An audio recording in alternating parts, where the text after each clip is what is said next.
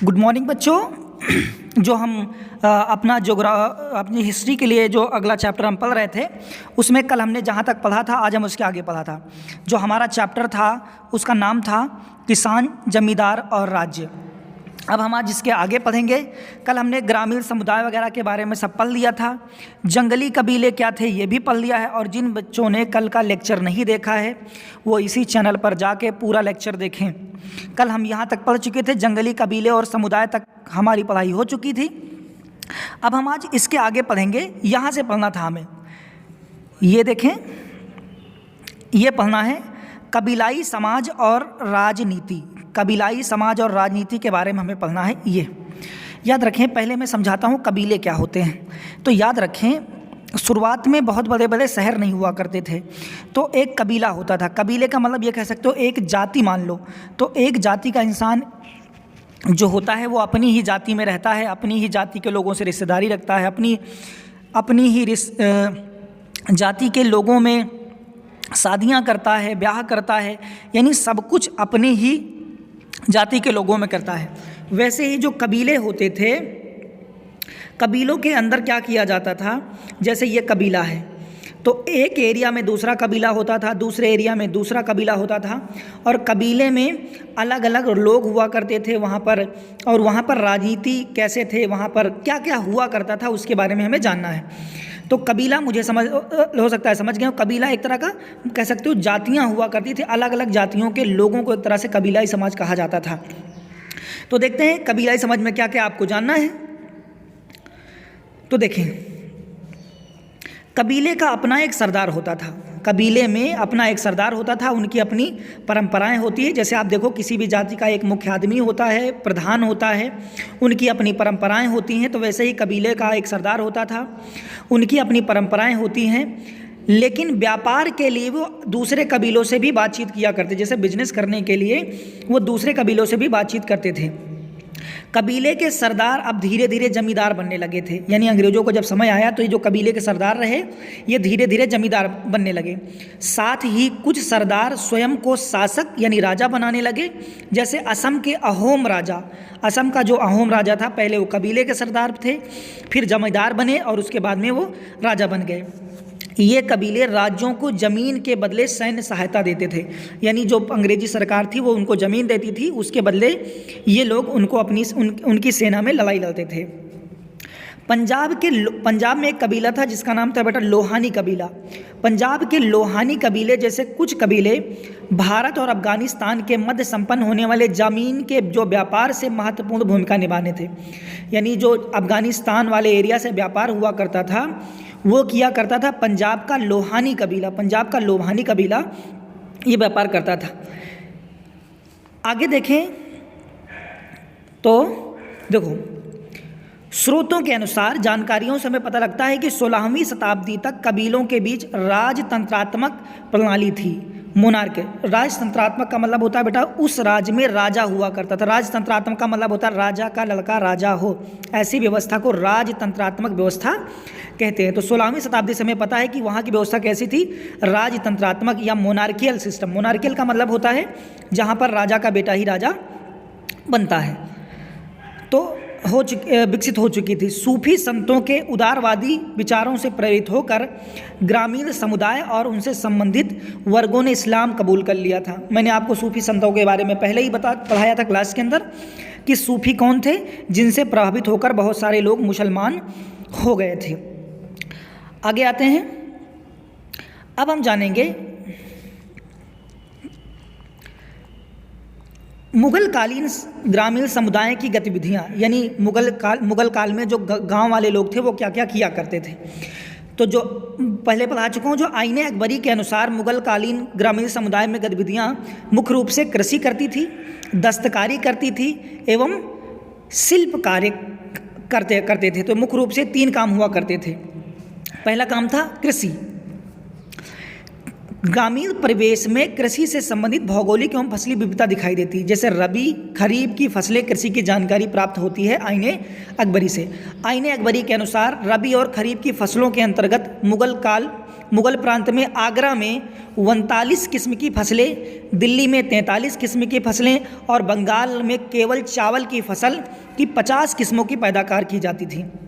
बंगाल में बहुयातायात में चावल होता है, उसके बाद गेहूं और ज्वार भी उगाए जाते थे। अगर देखा जाए कि मुगल राज्य में निर्वाह परक फसलों के अतिरिक्त कुछ ऐसी फसलें का उत्पादन होता था जिससे राज्य से अधिक कर मिले, यानी ऐसी फसलों का भी उत्पादन होता था जहां पर राज्य को टैक्स अधिक मिलता था। इन फसलों को जिन्स ए कामिल कहा जाता था, यानी जिन फसलों से ज़्यादा पैसा सरकार को मिलता था वैसी फसलों को नगदी, आज की फसल में नगदी कहते हैं, उस समय फारसी में क्या कहा जाता था, जिन्स ए कामिल, यानी ऐसी फसल जिसे बेचकर तुरंत पैसा मिलता है। जैसे गन्ना, गन्ना एक नगदी फसल है, कपास नगदी फसल है, ऐसी फसलों को नगदी फसल कहा जाता था जिन्हें जिन्स ए कामिल भी कहा जाता था। जो जिन्स ए कामिल था वो मुख्य रूप से कहाँ मिलता था, जैसे कपास, जो कपास था मध्य भारत और दक्कन का पठार में मिलता है, चीनी बंगाल में, गन्ना और तिलहन बंगाल वाले क्षेत्र में मिलते थे। 17वीं शताब्दी में उत्तरी महाद्वीप में विश्व के अनेक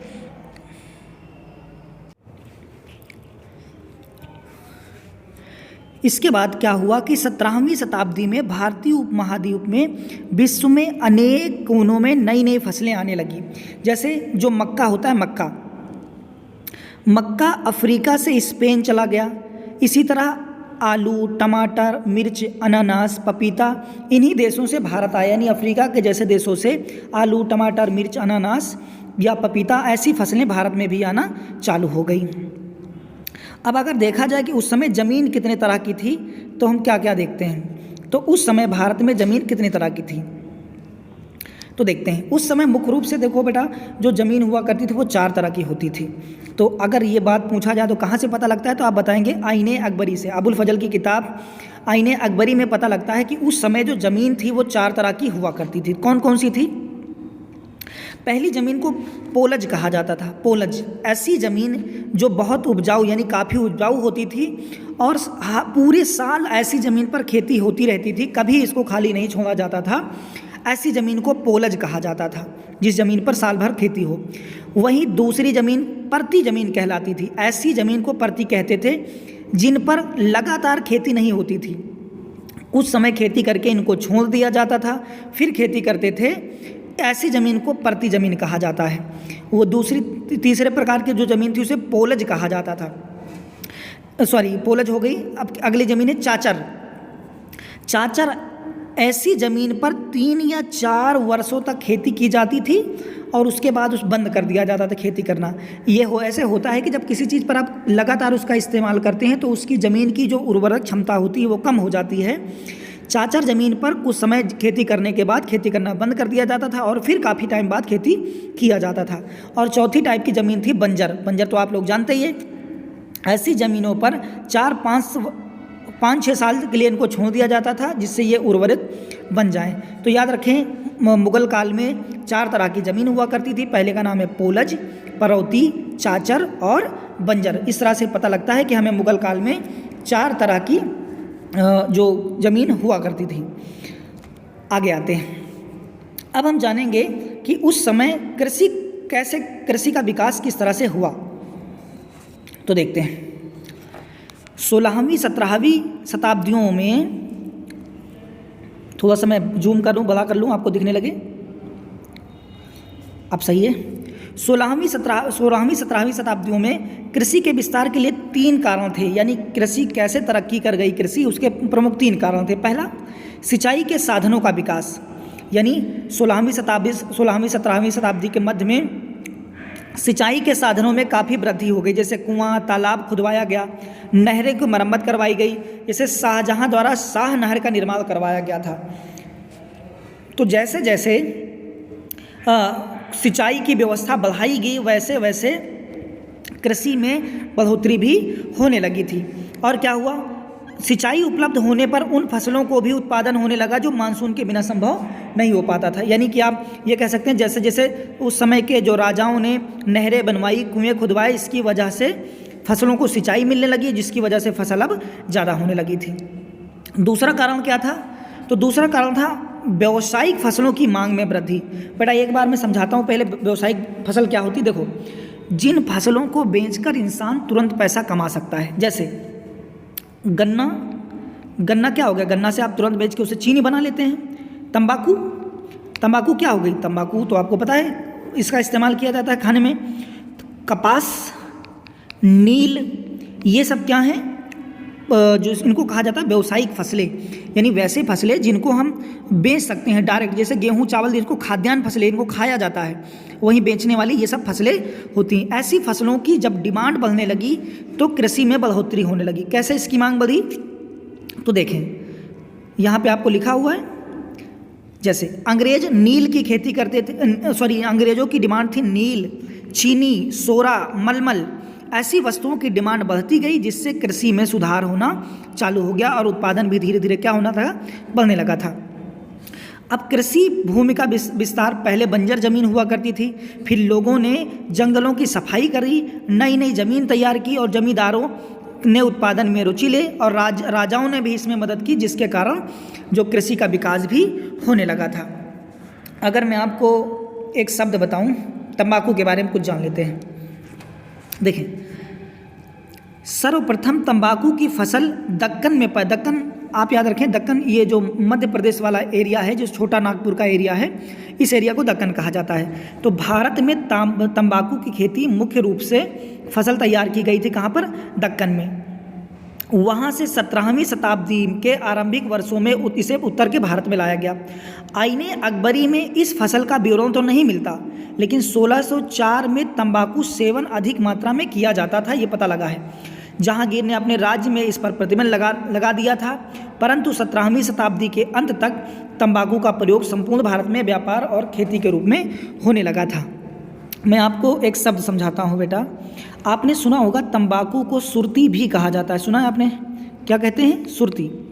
सुरती क्यों कहते हैं? देखो, अंग्रेज जब भारत आए तो अंग्रेजों ने जो अपनी पहली फैक्ट्री लगाई थी बेटा, तंबाकू की पहली फैक्ट्री 1604 में उन्होंने अपनी जो तंबाकू बनाने की फैक्ट्री लगाई, वो लगाई थी सूरत में। यानी अंग्रेजों के समय जो तंबाकू बनती थी वो केवल और केवल सूरत में बनाई जाती थी। सूरत में बनने के कारण ही तंबाकू को सुरती भी कहा जाता है, ये नाम आपने सुना होगा। तो बेटा ये जानकारी थी, मैंने आपको इसे बता दी। आगे बढ़ते हैं। आगे क्या बेटा कि तकनीकी का विकास भी धीरे धीरे होने लगा था। मैं मिटा दूं तो टेक्निकल चीज़ें भी बढ़ने लगी, जैसे तकनीकी का विकास। तकनीकी क्या होता है? जैसे जुताई में लकड़ी के हल्के हल्का प्रयोग, जिसके ऊपर एक छोर पर नुकीली धार या फाल लगी होती थी, जिससे मिट्टी हल्की खुदाई होती थी और इससे गर्मी के मौसम में भी मिट्टी में नमी बनी रहती थी। बैलों की सहायता से खींचे जाने वाले बरमे का उपयोग और बीज की बुआई में होने लगा। जैसे आपने हल देखा होगा, इनका भी आविष्कार होने लगा था। लकड़ी के मूठे वाले लोहे का पतले धारनुमा औजार और मिट्टी की गुलाई आदि, यानी नए नए औजार बनाए जाने लगे थे, जैसे खुरपा, ये सब चीज़ें बनाई जाने लगी, जिससे कृषि में जल्दी ही तरक्की होने लगी थी। सिंचाई व्यवस्था, मुगल कालीन कृषि मानसून पर आधारित थी, परंतु सिंचाई की व्यवस्था भी थी। सिंचाई हेतु उत्तरी भारत मतलब जिसको हम उत्तर प्रदेश या कह सकते हैं उत्तर प्रदेश, हरियाणा, दिल्ली, उत्तराखंड, ये वाला एरिया, सिंचाई हेतु उत्तरी भारत में कई राज्यों में नहरें एवं नाले खुदवाए गए और पुरानी नहरों को पुनर्निर्मित किया गया, यानी जो पुरानी नहरें थी उनको फिर से बनवाया गया। शाहजहां ने पंजाब में शाह नहर का निर्माण भी करवाया था, इस बात को याद रखना। शाह नहर का निर्माण किसने करवाया था? शाहजहां ने। अब अगली बातों पे आते हैं। अब जानेंगे हम शिल्प। शिल्प किसे कहते हैं बेटा? जो इंसान कुछ भी बनाता है उसे शिल्पकार कहा जाता है। जैसे कोई आदमी लकड़ी का टेबल बनाता है तो वो भी शिल्पकार हो गया, कोई घर बनाता है तो वो भी एक तरह का शिल्पकार हो गया, तो इनको कहा जाता था शिल्पकार। तो अब देखते हैं हम शिल्पकारों के बारे में। देखिए, गांवों में शिल्पकारों अथवा दस्तकारों, दस्त मतलब हाथ, जो लोग हाथ से काम करते थे, इनकी जनसंख्या अत्यधिक थी। कुल जनसंख्या का 25% थे शिल्पकार, जिनकी पुष्टि अंग्रेज सरकार के आरंभिक सर्वेक्षण एवं मराठाओं के दस्तावेज से होते। यानी अंग्रेजों ने भी लिखा है कि उस समय शिल्पकारों की संख्या अच्छी खासी थी, और मराठाओं ने भी लिखा है।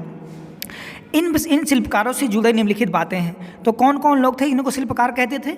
जैसे मैंने बताया ना, लोग हाथ से काम करने वाले, कुम्हार, लोहार, बढ़ई, नाई, सोनार, ये सब क्या कहलाते थे? प्रमुख दस्तकार थे या शिल्पकार थे।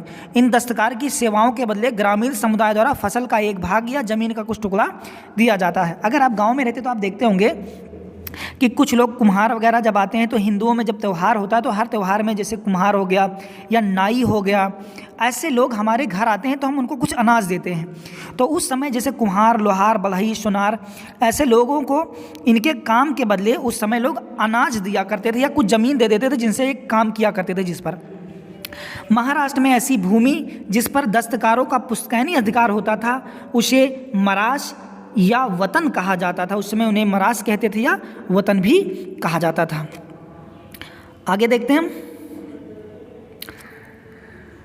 देखिए, दस्तकार और उनके परिवार के कई सदस्य कई तरह की वस्तुओं का उत्पादन करते थे, जैसे रंगरेजी जो कपड़े को रंगने का काम करता था, कपड़े की छपाई, मिट्टी के बर्तन को पकाने का काम, खेती के औजार बनाने का काम लोहार किया करता था, उनकी मरम्मत का काम, ये सब काम दस्तकार द्वारा करते थे।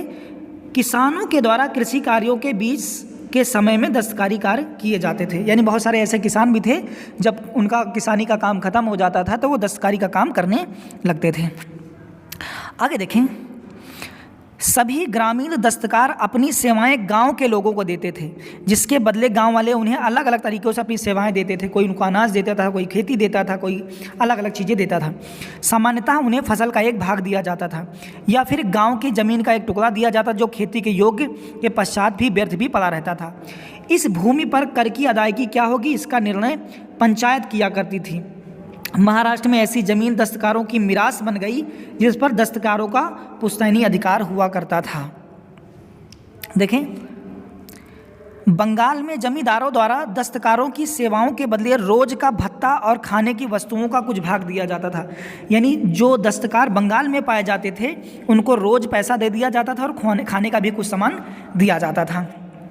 अब अगली हेडिंग पे आते हैं, जजमानी। जजमानी क्या होती है समझते हैं। जजमान क्या होता है? देखो, होता क्या है, जजमानी प्रथा के अंतर्गत दस्तकारों की सेवाओं के बदले दैनिक भत्ता और खाने के लिए नगद पैसा दिया जाता है। मानिए कि एक नाई है, वो बाल काटने आया है, तो जजमानी में क्या होता है, तो उसे काम करने के बदले तो कुछ पैसा दे दिया गया, कुछ पैसा देते हैं और पैसा देने के बाद उन्हें कुछ खाने के लिए भी दिया जाता है। आप आज भी हिंदुओं में अगर देखते हैं तो आप पाएंगे कि जब शादी होती है तो वहाँ पर एक नाई आता है, नाई पूरा काम करता है। तो नाई को पहले तो हम खाना देते हैं, पहले तो हम उसको पैसा देते हैं और पैसा देने के बाद हम उसे खाना भी देते हैं। इसी व्यवस्था को जजमानी कहा जाता है, इसलिए नाव को जजमान भी कहा जाता है। इन बातों को ध्यान रखें। यह व्यवस्था बंगाल में प्रचलित थी। 16वीं 17वीं शताब्दी के तक यह व्यवस्था सामान्य रूप से प्रचलन में नहीं थी। इसके अंतर्गत वस्तुओं एवं सेवाओं का विनिमय भी किया जाता था। अब हम ये जानेंगे उस समय यानी मुगल काल में ग्रामीण समाज में औरतों की क्या हालत थी, औरतों की क्या स्थिति थी। तो समकालीन समाज में महिलाएं आर्थिक गतिविधियों में पुरुष के समान कार्यों में संलग्न लगती थी। यानी उस समय औरतें आदमियों के साथ कंधे से कंधा मिलाकर काम किया करती थी, फिर भी इनकी आर्थिक एवं सामाजिक स्थिति दयनीय थी, यानी बहुत अच्छी नहीं थी। तो कैसी स्थिति थी अब हम जानेंगे। समाज में महिलाओं की स्थिति महत्वपूर्ण संसाधन के रूप में होने के बावजूद भी स्थिति दयनीय थी। कारण था कुपोषण, अच्छा खाना पीना नहीं मिल पाना, बार बार उनका माँ बनना। यानी उस समय ज़्यादा बच्चे पैदा करना एक तरह से लोगों में बड़ी बात माना जाता था। तो ज़्यादा बार जब महिलाएं ज़्यादा बार माँ बनती थी तो वो कुपोषण का शिकार हो जाती थी। असुरक्षित प्रसव के कारण कई बार उनकी मृत्यु भी हो जाती थी। यानी आज की तरह पहले डॉक्टर तो थे नहीं, तो जब वो बच्चों को जन्म देते समय कई बार महिलाओं की मृत्यु भी हो जाती थी। समाज में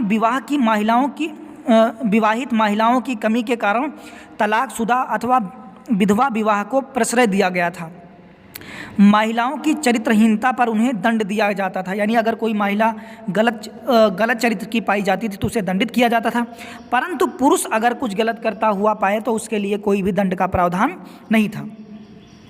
राजस्थान और गुजरात और महाराष्ट्र आदि पश्चिमी भारत में प्राप्त दस्तावेजों में महिलाओं द्वारा ग्राम पंचायत में न्याय एवं हर्जाने की मांग से संबंधित विवरण भी मिलते हैं।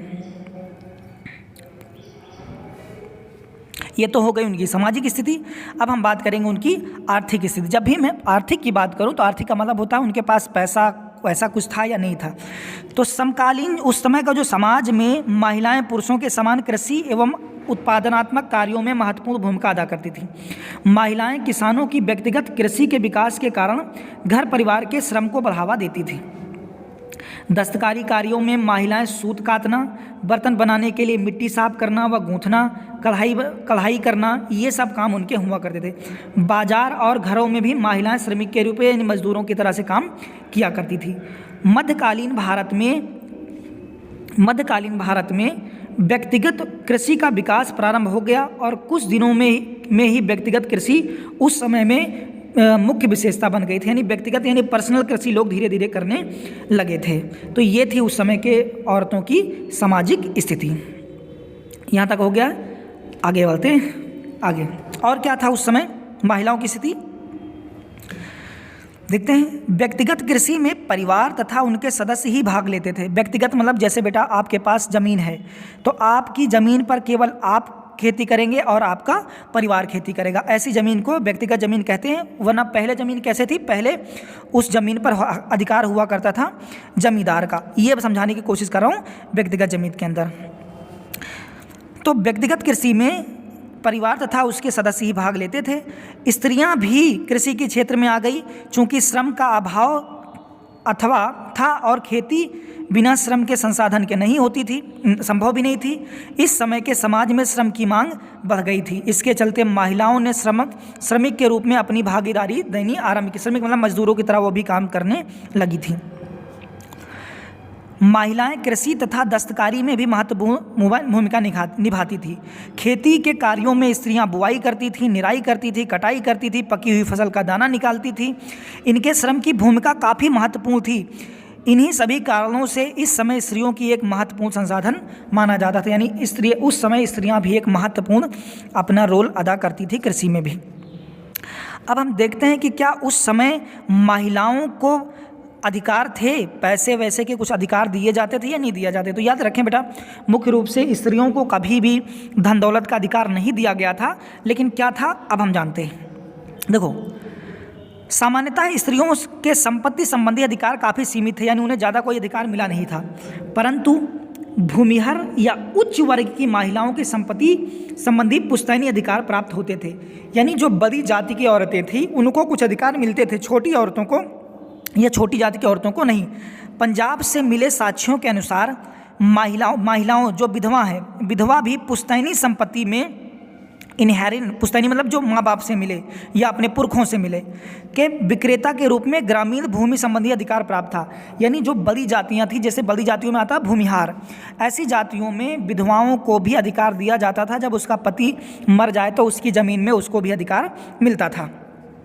हिंदू और मुसलमान स्त्रियों को जमींदारी उत्तराधिकार में प्राप्त होती थी। यानी अगर मानिए कि कोई लड़की है, उसका पिता पहले जमींदार था और उसका कोई भाई नहीं, तो उसके पिता के मरने के बाद जो जमींदार होगी वो उसकी बेटी ही होगी। तो यानी हिंदू और मुसलमान दोनों स्त्रियों को जमींदारी उत्तराधिकार में प्राप्त होती थी, जिसकी वो स्वतंत्र मालिक भी होती थी। पंजाब में यह व्यवस्था काफ़ी प्रचलित थी। 18वीं शताब्दी की सबसे बड़ी और प्रसिद्ध जमींदारी संचालिका एक स्त्री ही थी। 18वीं शताब्दी में जो सबसे बड़ी जमींदार थी वो एक क्या थी, स्त्री ही थी उस समय। अब हम जानेंगे उस समय पंचायतों के बारे में। पंचायतें आज तो जानते हैं पंचायत कैसी होती हैं, उस समय भी पंचायत हुआ करती थी। तो देखते हैं पंचायतों के बारे में। थोड़ा सा मैं मिटा दूँ जूम करके। देखिए पंचायत क्या है। तो पंचायत नामक एक संस्था गांव की प्रशासनिक इकाई होती थी। यानी आज आप देखते हैं गांव में ग्राम पंचायत होती है, तो वैसे भी होती है, लेकिन थोड़ा सा रूप बदल गया। जिसका निर्माण गांव के ही बुजुर्ग सदस्यों द्वारा किया जाए। जो सबसे उम्र में बड़े लोग होते थे पंचायत में, उनको रखा जाता था। इसमें निचले वर्ग के अतिरिक्त सभी जातियों और समुदायों का प्रतिनिधित्व होता था। यानी जो छोटी जातियां होती थी उनके लोगों को शामिल नहीं किया जाता था, बाकी सभी लोग होते थे। पंचायत का जो प्रधान होता था उसे मुखिया कहते थे। आज भी आप देखते हैं उसे प्रधान कहा जाता है, मुखिया कहा जाता है, तो उसे मुखिया होता था। जिसे मुकद्दम या मंडल भी कहा जाता है, मुकद्दम भी कहते हैं और मंडल भी कहा जाता था। ग्राम पंचायतों के अतिरिक्त गांवों में प्रत्येक जाति की अपनी जातिगत पंचायत, यानी जाति की भी पंचायत होती, यानी ये इस जाति की पंचायत है, अलग अलग जाति की भी पंचायत, एक गांव की पंचायत होती थी, एक अपनी जाति के लिए भी पंचायत बनाई जाती थी। ये पंचायतें अधिकार संपन्न होती थी। ये दीवानी और फौजदारी मामलों से संबंधित झगड़ों का निपटारा भी करती थी। देखो बेटा, जिसे दीवानी और फौजदारी नहीं मिल पता वो मैं समझाता हूँ। देखो, आज भी भारत के संविधान में 2 ही तरह के केस आते हैं। एक तो होता है बेटा दीवानी और दूसरा होता है फौजदारी। देखो, खेती बाड़ी से लेकर संबंधित जो भी झगड़े होते हैं वैसे झगड़ों को निपटाया जाता है, उसको कहा जाता है दीवानी। समझ गए? यानी आपका खेती का लफड़ा है, भाई भाई का घर का मकान का लफड़ा है, ऐसे जो लड़ाइयाँ होती हैं इनको दीवानी कहा जाता है। वहीं आपकी किसी से लड़ाई हो गई, आपने किसी को मार डाला या चोरी हो गई, ऐसे जो है इनको कहा जाता है क्रिमिनल केसेस या फौजदारी कहा जाता है। समझ गए? तो दीवानी और फौजदारी मुकदमे उस समय तक हुआ करते थे। नेक्स्ट पे आते हैं। अब हम ये जानेंगे कि पंचायतों के काम क्या क्या हुआ करते थे। तो पंचायतों काम, तो पंचायत का जो सबसे बड़ा काम है वो गांव पे कंट्रोल करना था। गांव कुछ गलत ना करे, गांव के लोगों पर, गांव के समुदाय को वो कंट्रोल करता था। आगे क्या काम था उसका, इस पर आते हैं। एक मिनट।